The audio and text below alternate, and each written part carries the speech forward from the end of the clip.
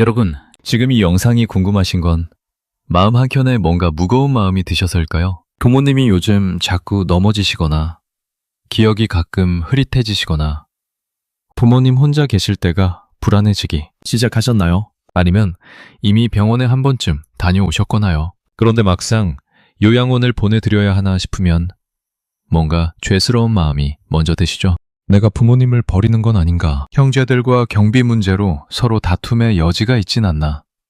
돈은 도대체 얼마나 드는 건지, 어디서부터 시작해야 하는지 알아보려 해도 어디서부터 손을 대야 할지조차 모르시겠죠? 그리고 바로 그 감정 때문에 많은 분들이 준비를 너무 늦게 시작하십니다. 마음이 정리될 때까지 기다리다 보면 어느 날 갑자기 부모님이 쓰러지시고 병원에서 이제 요양원으로 옮기셔야 합니다 라는 말을 듣는 순간이 와버립니다. 그때부터 움직이기 시작하면 사실 너무 늦습니다. 등급 신청을 하면 결과가 나오기까지 최소 3주에서 4주가 걸립니다. 등급이 없으면 국가 지원을 받는 부분이 제외되실 수가 있으세요. 그 사이에 부모님은 어디로 모셔야 할까요? 병원에 계속 계시면 하루 입원비가 또 나갑니다. 좋은 요양원은 대기가 수개월씩 밀려 있습니다. 이 모든 일이 동시에 쏟아지는 겁니다. 그것도 가족이 가장 지치고 힘든 순간에 말이죠. 오늘 이 영상은 요양원에 어떻게 보내냐 그런 이야기가 아닙니다. 요양원에 들어가기 전에 꼭 알고 있어야 할 것들. 대부분의 가족들이 몰라서 뒤늦게 발을 동동 구르는 것들. 그리고 미리 챙기면 한 달에 수십만 원을 아낄 수 있는 현실적인 이야기들을 오늘 이 영상 하나에 다 담았습니다. 끝까지 보시면 지금 당장 뭘 먼저 해야 하는지 정리가 되실 겁니다. 저는 여러분을 위한 이런 영상 계속 만들어 갈 겁니다. 영상이 도움이 되신다면 구독과 좋아요 꼭 눌러주세요. 그게 저한테 다음 영상을 만들 힘이 됩니다. 그럼 지금부터 시작해 볼게요. 첫 번째로 꼭 알아두셔야 할 게 있습니다. 요양원에 들어가려면 반드시 장기 요양 등급이 있어야 합니다. 등급이 없으면 공단 급여가 적용되는 요양원 이용이 어렵습니다. 입소 자체가 불가능하다는 뜻은 아니지만 장기 요양 보험 지원을 받지 못하기 때문에 비용을 거의 전액 부담해야 하는 구조가 됩니다. 그래서 대부분의 경우 등급 없이 장기간 이용하는 것은 현실적으로 부담이 큽니다. 이 부분을 정확히 모르시는 분들이 생각보다 많습니다. 장기 요양 등급이라는 게 뭔지 먼저 간단히 설명드릴게요. 우리나라는 65세 이상이시거나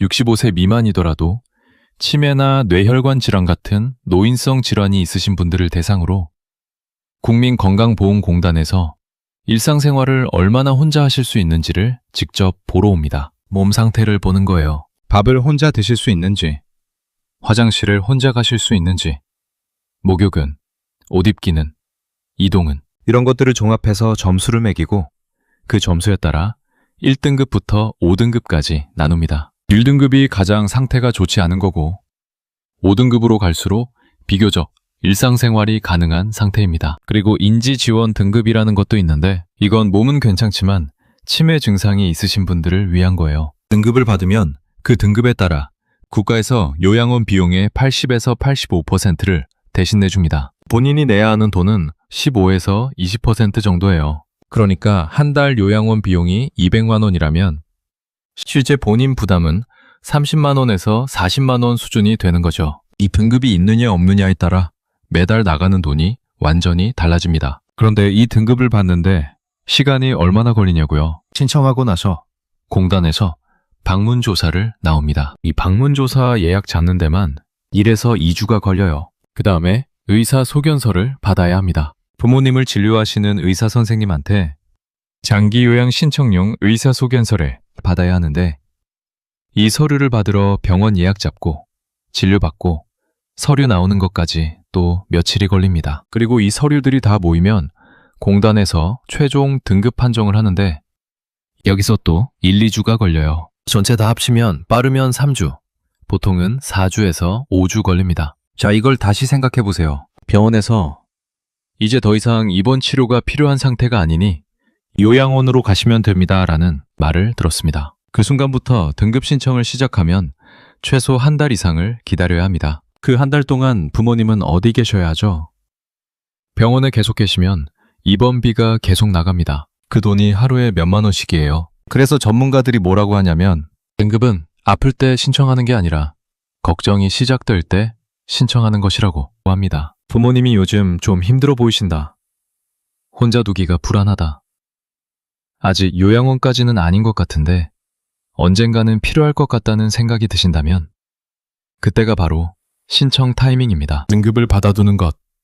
이게 전략입니다. 미리 받아두면 실제로 필요한 순간에 바로 쓸 수 있어요. 신청은 어렵지 않습니다. 국민건강보험공단 홈페이지에서 온라인으로도 되고 가까운 공단 지사에 직접 전화해서 신청해도 됩니다. 전화번호는 1577-1000번이에요. 어르신들도 전화 한 통이면 담당자가 친절하게 안내해드립니다. 그리고 한 가지 더. 등급을 신청했는데 타각하면 어쩌냐고 걱정하시는 분들 계세요. 탈락해도 괜찮습니다. 나중에 다시 신청할 수 있어요. 상태가 더 나빠지거나 새로운 진단이 생기거나 이전보다 일상생활이 더 힘들어지셨을 때 다시 신청하면 됩니다. 탈락이 두려워서 신청을 안 하는 것. 그게 더 손해입니다. 일단 신청하고 현재 상태를 확인해 두는 것.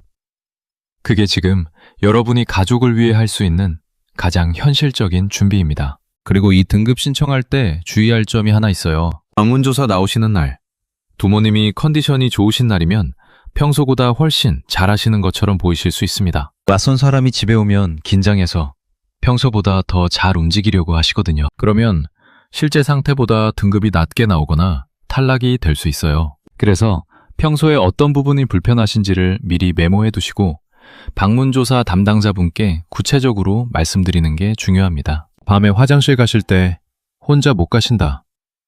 넘어진 적이 있다. 식사할 때 흘리신다.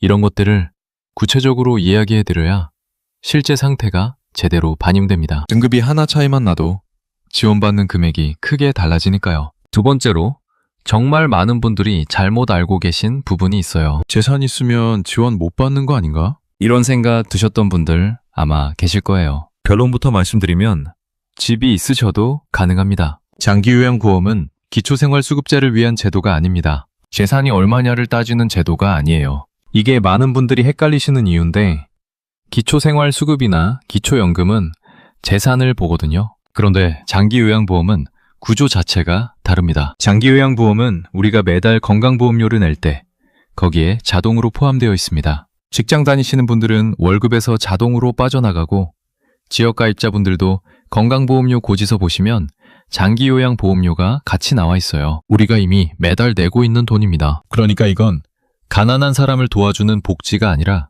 우리가 미리 내놓은 돈으로 필요할 때 쓰는 사회보험입니다. 국민연금이나 건강보험이랑 같은 개념이에요. 집 있다고 탈락하는 구조가 아닌 거죠. 소득이 높다고 지원을 못 받는 구조도 아니에요. 그럼 소득이 높으면 뭐가 달라지냐고요? 본인 부담금 비율이 조금 달라집니다. 일반적으로 요양원 이용 비용의 15에서 20%를 본인이 부담합니다. 나머지 80에서 85%는 공단에서 내줘요. 그런데 기초생활수급자분들은 이 본인 부담금이 훨씬 낮아집니다. 소득이 낮은 분들은 0%에서 7.5%까지도 줄어들어요. 그러니까 소득이 낮을수록 혜택이 더 크고 소득이 높을수록 본인 부담이 좀 더 있는 구조입니다. 하지만 집이 있다고, 재산이 있다고 아예 제도 밖으로 밀려나는 구조는 절대 아닙니다. 이게 왜 중요하냐면 많은 분들이 이 오해 때문에 신청 자체를 안 하시거든요. 어차피 집 있으니까 안 되겠지.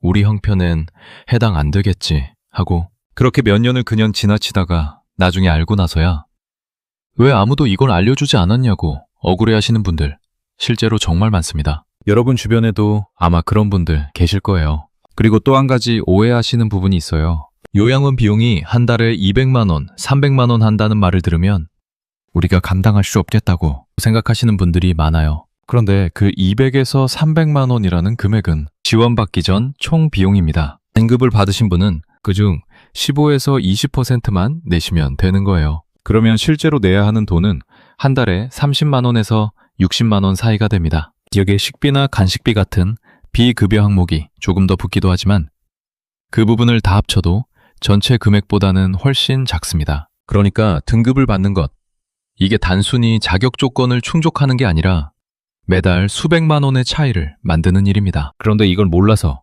혹은 알면서도 포기해서 등급 없이 비용 전액을 다 내고 있는 분들이 지금도 많습니다. 굉장히 안타까운 일이에요. 요양원을 알아보기 전에 반드시 공단에 먼저 연락하시고 등급 신청 가능 여부부터 확인하세요. 전화 한 통이면 됩니다. 1577-1000번 국민건강보험공단입니다. 그리고 이 기회에 하나 더 알려드릴게요. 본인 부담금을 낮춰주는 제도가 또 있습니다. 본인 부담금 병감 제도라고 해서 소득이 일정 수준 이하인 분들은 공단에 신청하면 본인 부담이 추가로 줄어들 수 있어요. 이것도 자동으로 적용되는 게 아니라 신청을 해야 합니다. 이렇게 챙겨야 하는 게 한두 가지가 아닌데 혼자 다 알아보려면 너무 힘들죠. 그래서 제가 이렇게 알려드리는 거예요. 몰라서 못 챙기시는 분들을 위해서요. 세 번째로, 이게 진짜 모르시는 분들 많아요. 요양원이랑 요양병원, 이름이 비슷해서 같은 곳인 줄 아시는 분들 많은데 완전히 다른 곳입니다.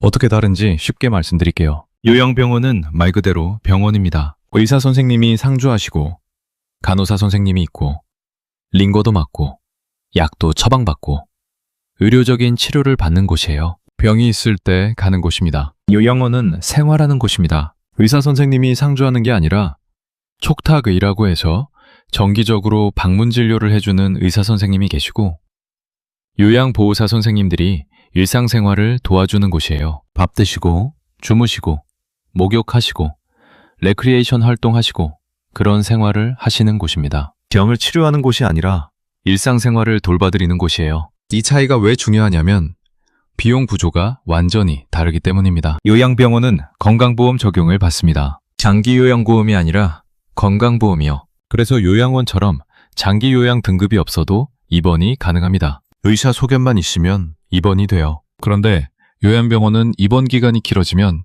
본인 부담이 점점 올라가는 구조로 바뀌고 있습니다. 정부에서 불필요한 장기 입원을 줄이기 위해 수년 전부터 제도를 바꿔가고 있거든요. 그래서 치료가 끝난 상태인데도 요양병원에 오래 계시면 나중엔 비용이 생각보다 많이 나올 수 있어요. 반면 요양원은 장기 요양 등급을 받으시면 공단 지원을 받으면서 한 달에 30에서 60만 원대 본인 부담으로 생활이 가능합니다. 안정적으로 오래 지내기엔 요양원이 훨씬 합리적인 구조예요. 그런데 실제로 일어나는 일이 뭔지 아세요? 부모님이 뇌경색이나 낙상으로 갑자기 병원에 입원하십니다. 급성기 치료가 끝나면 재활병원으로 옮기세요.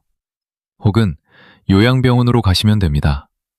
이런 말을 듣습니다. 그래서 요양병원으로 가셨어요. 처음엔 보험 적용되니까 괜찮다 싶었는데 시간이 지나면서 돈이 점점 더 나가기 시작합니다. 그때 가서야 요양원을 알아보기 시작하는데 이미 체력도 지치고 등급 신청도 안 돼 있고 좋은 요양원은 대기가 꽉 차 있고 이런 상황에 처하는 가족들이 정말 많습니다. 제 주변에도 있고 상담 문의 오시는 분들 중에도 이런 경우가 꽤 많아요. 그러니까 처음부터 알고 계셔야 합니다. 부모님 상태가 급성기 치료 단계를 넘어서 일상생활 돌봄이 필요한 단계가 됐다면 그건 요양병원보다 요양원이 맞는 시점입니다. 그리고 그 시점을 위해 등급을 미리 받아두는 게 필요한 거고요. 요양병원에서 요양원으로 넘어가는 타이밍을 놓치면 한 달에 수십만 원에서 많게는 100만 원 이상을 더 쓰게 될 수도 있어요. 그리고 요양원을 고르실 때도 조심하셔야 할 게 있어요. 요양원마다 서비스 수준이 정말 천차만별입니다. 비용이 비싸다고 무조건 좋은 게 아니에요. 반대로 저렴하다고 나쁜 것도 아니고요. 중요한 건 직접 가보는 겁니다. 어떤 환경인지, 어르신들 표정이 밝은지, 요양보호사 선생님들이 어르신들을 어떻게 대하는지 이런 것들은 숫자로 표현이 안 되거든요. 반드시 방문해서 눈으로 보세요. 국민건강보험공단 홈페이지에 장기요양기관 찾기라는 메뉴가 있는데 거기서 전국 요양원의 평가 등급을 확인하실 수 있습니다. 공단에서 매년 요양원들을 평가해서 결과를 공개하거든요. 이걸 참고하시면 적어도 기본적인 수준은 검증된 곳을 고르실 수 있어요. 일부 요양원에서는 단기 체험 입소나 단기 보호 프로그램을 운영하기도 합니다. 모든 시설에서 가능한 건 아니기 때문에 직접 문의해서 확인해 보셔야 합니다. 큰 결정인 만큼 가능하다면 며칠 체험해보고 결정하는 것도 한 방법입니다. 네 번째 이야기는 조금 무거운 이야기지만 가장 중요한 부분일 수 있습니다. 요양원 들어가기 전에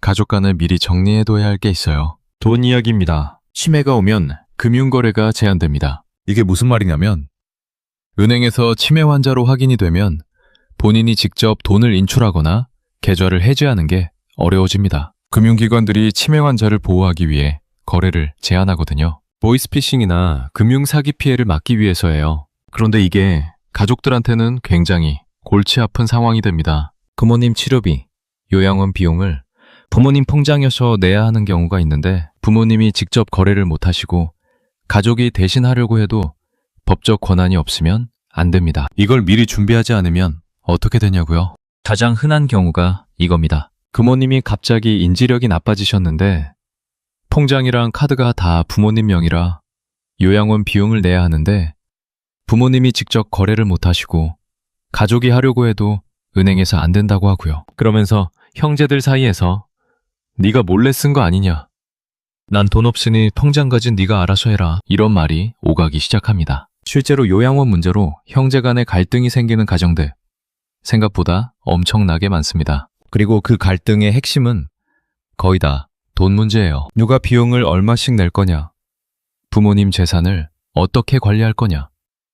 이걸 미리 이야기해 두지 않으면 부모님이 가장 힘드신 시간에 가족들이 서로 싸우는 상황이 벌어집니다. 그것도 변호사 선임의 법원 얘기까지 나오는 경우도 있어요. 그래서 지금 준비해 두셔야 할 것들을 말씀드릴게요. 첫째로, 부모님이 아직 판단 능력이 있으실 때, 즉 치매가 오기 전에 금융 관련 위임장을 써두셔야 합니다. 부모님이 누구에게 금융 배리권을 준다는 공증된 위임장이 있으면 나중에 은행 거래나 보험 처리를 할 때 훨씬 수월합니다. 둘째로, 성년 후견 제도라는 게 있어요. 이건 부모님이 더 이상 스스로 판단을 내리기 어려운 상태가 됐을 때 법원을 통해 가족 중 한 명이 공식적으로 부모님의 재산과 신변을 관리할 수 있는 권한을 받는 제도입니다. 미리 알아두시고 상태가 나빠지기 시작하면 준비하세요. 이 후견제도 신청은 가정법원에 하시면 되는데 혼자 하시기 어려우면 주민센터나 복지관에서 도움을 받으실 수 있어요.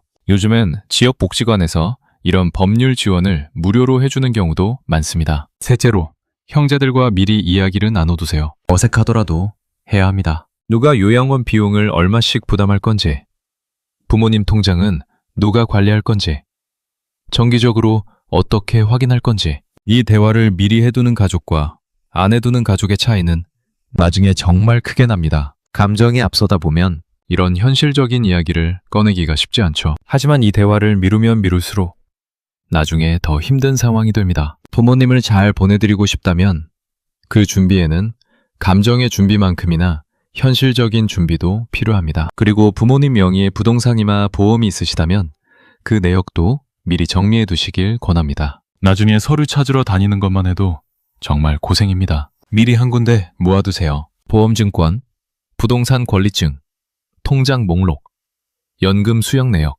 이런 것들이요. 이게 거창한 일처럼 느껴지지만 사실은 꼭 해둬야 하는 일입니다. 이제 마지막으로 실제로 비용을 줄일 수 있는 현실적인 방법들을 말씀드릴게요. 요양원 비용, 어떻게 하면 덜 낼 수 있을까요? 첫 번째는 등급을 정확하게 받는 겁니다. 앞에서 말씀드렸지만 등급이 높을수록 공단 지원금이 많아집니다. 1등급이 가장 지원이 많고 5등급으로 갈수록 지원이 줄어들어요. 같은 상태인데 등급이 하나 낮게 나왔다면 매달 받는 지원금이 확 줄어들 수 있습니다. 그래서 방문조사 때 부모님의 실제 상태를 정확하게 전달하는 게 중요합니다. 평소에 어떤 부분이 불편하신지, 어떤 도움이 필요하신지 구체적으로 메모해 두셨다가 담당자분께 꼭 알려드리세요. 등급이 나온 이후에도 상태가 달라지셨다면 다시 신청할 수 있어요. 이걸 갱신 신청이라고 하는데 상태가 나빠지셨다면 더 높은 등급을 받으실 수도 있습니다. 두 번째로, 공단에 먼저 상담받으세요. 많은 분들이 요양원을 알아볼 때 인터넷 검색부터 하시는데 사실 공단에 전화하는 게 더 빠르고 정확합니다. 담당자분들이 지역별 요양원 정보, 대기 현황, 지원 가능한 혜택들을 안내해 주거든요. 1577-1000번으로 전화하시면 됩니다. 세 번째로, 지역마다 대기 기간이 다릅니다. 도심 지역 요양원은 대기가 6개월에서 1년 이상 되는 곳도 있어요. 반면 농촌 지역이나 외곽 지역 요양원은 자리가 있는 경우도 많습니다. 꼭 집 근처여야 한다는 고정관념을 버리시면 선택지가 넓어집니다. 가족이 방문하기에 큰 불편이 없는 범위에서 조금 더 넓게 알아보세요. 네 번째로, 제가 서비스도 비교해보세요. 요양원 입소가 아니라 집에 계시면서 요양보호사 선생님이 방문하는 방식의 서비스가 있습니다. 이걸 제가 서비스라고 해요. 등급을 받으시면 요양원 입소뿐 아니라 이 제가 서비스도 이용할 수 있어요. 부모님이 완전히 혼자 계시기 어렵지만 그렇다고 입소까지는 아직 이른 것 같다면 제가 서비스를 먼저 이용하시는 게 좋을 수도 있습니다. 하루에 몇 시간씩 도움을 받으시면서 집에서 생활하시는 거예요. 비용도 요양원보다 훨씬 저렴합니다. 5번째로, 비싼 곳이 꼭 좋은 곳은 아닙니다. 요양원 중에는 실버타운이나 프리미엄 요양원이라는 이름을 달고 한 달에 400만 원, 500만 원짜리도 있어요. 시설이 좋고 환경이 쾌적한 건 사실입니다. 그런데 부모님이 실제로 필요하신 건 좋은 케어입니다. 요양보호사 선생님들이 얼마나 친절하고 세심하게 돌봐드리냐가 가장 중요한 거예요. 공단 평가에서 좋은 등급을 받은 요양원 중에서도 가격이 합리적인 곳들이 많습니다. 직접 방문하고 어르신들 분위기를 느껴보고 직원분들이 어르신들께 어떻게 대하는지 보시는 게 가장 정확한 판단 방법입니다. 오늘 이 영상에서 드린 이야기들, 사실 누군가 미리 알려줬으면 훨씬 좋았을 것들입니다. 요양원을 준비한다는 건 부모님을 버리는 게 아닙니다. 오히려 부모님이 가장 힘드실 시간을 더 잘 보내드리기 위한 준비예요. 그리고 그 준비는 갑자기 필요해진 순간에 하면 너무 늦습니다. 지금 이 영상을 보고 계신 지금이 준비를 시작해야 하는 시간일지도 모릅니다. 첫 번째로 기억하실 것, 장기 요양 등급은 아플 때 신청하는 게 아닙니다. 걱정이 시작될 때, 언젠가는 필요할 것 같다는 생각이 드실 때 신청해두세요. 3주에서 4주가 걸리는 이 과정, 미리 해두지 않으면 정작 필요할 때 발만 동동 구르게 됩니다. 두 번째로 기억하실 것, 집이 있어도 재산이 있어도 됩니다. 장기 요양보험은 우리가 이미 매달 내고 있는 사회보험입니다. 재산 때문에 못 받는 제도가 아니에요. 이 오해 때문에 신청 자체를 안 하시는 분들이 너무 많습니다. 일단 신청하고 확인하세요. 세 번째로 기억하실 것, 가족 간에 미리 이야기해두세요. 통장 관리, 위임장, 형제 간 비용 분담, 이게 불편한 대화라는 거 압니다. 그런데 이 대화를 안 하면 가장 힘든 순간에 가족들이 서로 등을 돌리는 일이 생깁니다. 그 전에 준비해두는 게 진짜 효도입니다. 그리고 요양원과 요양병원은 다릅니다. 상태에 맞는 곳을 선택하는 것, 이것도 매달 수십만 원의 차이를 만들 수 있어요. 치료가 필요하면 병원, 일상돌봄이 필요하면 요양원입니다. 오늘 이 영상 하나로 앞으로 어떻게 준비해야 하는지 방향이 잡히셨으면 합니다. 모르면 손해고 알면 챙길 수 있는 것들이 이렇게 많습니다. 마지막으로 한 말씀만 드릴게요. 부모님이 갑자기 쓰러지시면 그때는 생각할 시간이 없습니다. 슬픔이 밀려오고 병원을 뛰어다니고 형제들이 연락이 안 되고 뭘 먼저 해야 할지 머릿속이 하얘집니다. 그 상황에서 등급 신청이고 위임장이고 요양원 대기를 알아보기 시작하면 정말 너무 힘듭니다. 오늘 이 영상을 보셨다는 건 아직 그 순간이 오기 전이라는 거예요. 아직 준비할 시간이 있다는 겁니다. 미리 아는 것, 미리 준비하는 것, 그게 가장 현실적인 효도입니다. 그냥 지금 알고 있으면 됩니다. 앞으로도 이런 정보들 어르신들과 그 가족분들을 위해 계속 만들어갈 겁니다. 영상이 도움이 되셨다면 구독과 좋아요 꼭 눌러주세요. 주변에 이런 정보가 필요하신 분들께 공유도 해주시면 정말 감사하겠습니다. 한 분이라도 더 미리 준비하실 수 있도록 이 영상 널리 퍼뜨려주세요. 지금까지 리치마마였습니다. 감사합니다.